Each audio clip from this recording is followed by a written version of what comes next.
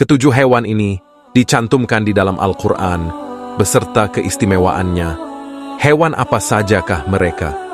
Inilah penjelasannya.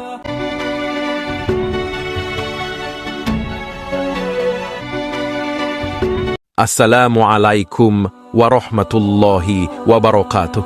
Sahabat berkah ilmu, Al-Quran adalah pedoman bagi umat Islam dalam menjalani kehidupannya di muka bumi ini. Di dalamnya terdapat berbagai perintah, ajaran, hingga penjelasan tentang seluruh alam semesta. Dan salah satu yang disebutkan dalam Al-Quran adalah adanya beragam hewan yang hidup di bumi ini. Sebagian hewan-hewan ini mempunyai keistimewaan tersendiri di dalam kisah-kisahnya. Keistimewaannya juga bahkan sudah terbukti secara ilmiah. Hadirnya hewan-hewan ini menjadi pengingat manusia bahwa adanya makhluk lain yang hidup berdampingan di muka bumi ini.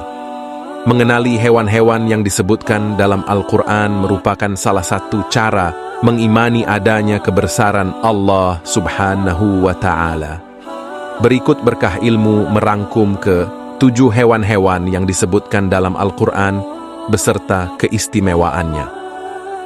Yang pertama ada lebah. Lebah disebutkan dalam surah An-Nahl. Salah satunya yang berbunyi, "Dan Tuhanmu mengilhamkan kepada lebah, buatlah sarang-sarang di bukit-bukit, di pohon-pohon kayu, dan di tempat-tempat yang dibuat manusia." Salah satu keistimewaan lebah adalah dia merupakan hewan yang dapat menghasilkan madu.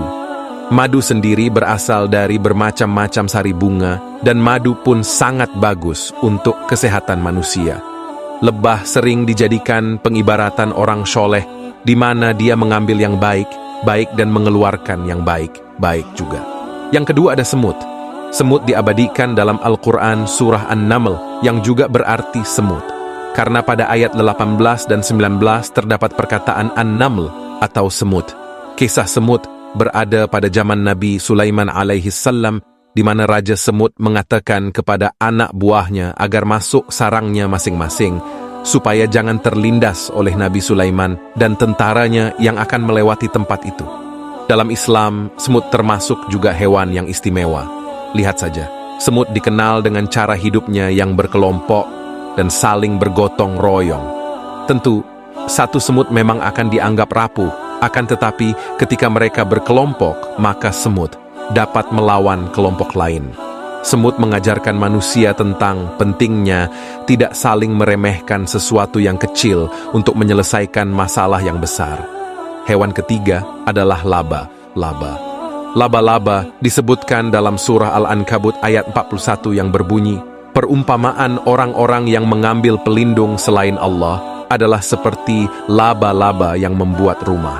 Dan sesungguhnya rumah yang paling lemah ialah rumah laba-laba, sekiranya mereka mengetahui." Meskipun sarangnya disebut lemah, laba-laba merupakan hewan istimewa dalam Islam. Sahabat sudah tahu kisah baginda Rasulullah SAW dan sahabat Abu Bakar As-Siddiq yang bersembunyi di salah satu gua karena dikejar kaum kafir.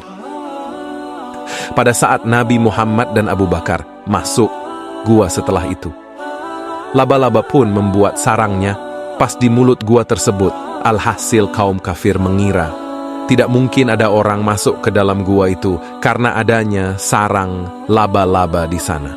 Urutan keempat, ada burung hudhud. Burung hudhud disebutkan dalam surah An-Naml ayat 20 yang berbunyi, "Dan dia memeriksa burung-burung lalu berkata, 'Mengapa aku tidak melihat hudhud? Apakah ia termasuk yang tidak hadir?' Dalam Islam, burung hudhud sangat erat dengan kisah Nabi Sulaiman alaihissalam. Nabi Sulaiman menggunakan burung hudhud untuk berbagai keperluannya, seperti membawakan surat, mencari air, dan memantau keadaan bangsa lain pada saat itu. Burung hudhud memiliki kemampuan fisik dan daya ingat jelajah yang sangat mumpuni. Dapat terbang bermil-mil jauhnya, tidak tersesat, dan bisa kembali dengan selamat. Dikisahkan saat burung hudhud tidak hadir di hadapan Nabi Sulaiman, saat itu dia kembali dan membawa kabar bahwa ada kerajaan yang makmur dan sejahtera, namun masih menyembah selain Allah. Kerajaan ini adalah kerajaan milik Ratu Balqis yang kemudian dia dan pengikutnya beriman kepada Allah Subhanahu wa Ta'ala. Kelima, ada sapi. Sapi juga termasuk nama satu surah dalam Al-Quran, yaitu surah Al-Baqarah, yang berarti sapi betina. Dinamai surah Al-Baqarah atau sapi betina karena terdapat kisah penyembelihan sapi betina yang diperintahkan Allah kepada kaum Bani Israel pada zaman Nabi Musa alaihissalam. Sapi betina dalam surah Al-Baqarah bermakna berhenti bertanya-tanya atau meminta penjelasan untuk sesuatu yang sudah jelas adanya. Kenapa ada hewan unta? Ada unta-unta disebutkan dalam surat Al-Ghasyiyah ayat 17. Ayat ini berbunyi, maka apakah mereka tidak memperhatikan unta bagaimana dia diciptakan? Dalam ayat ini jelas bahwa Allah Subhanahu wa Ta'ala mengajak manusia untuk berpikir dan merenung melalui keberadaan hewan unta. Keistimewaan unta adalah dia mampu bertahan hidup di tengah-tengah padang pasir yang sangat gersang dan minim akan adanya air. Unta juga memiliki kelopak mata yang besar dan bulu matanya tebal agar dapat melindungi matanya dari debu gurun pasir. Allah juga menciptakan penutup telinga dan hidung unta dari gangguan debu gurun pasir.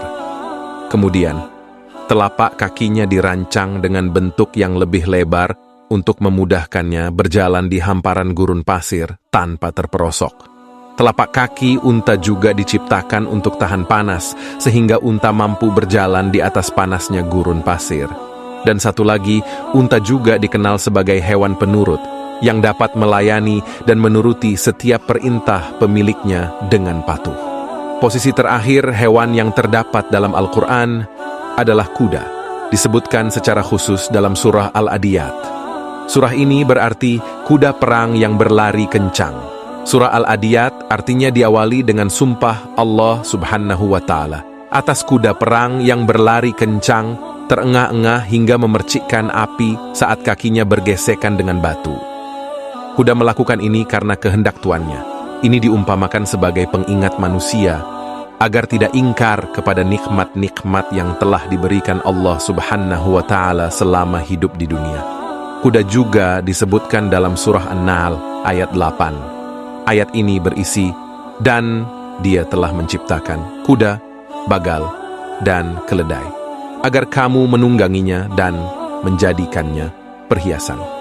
Dan Allah menciptakan apa yang kamu tidak mengetahuinya.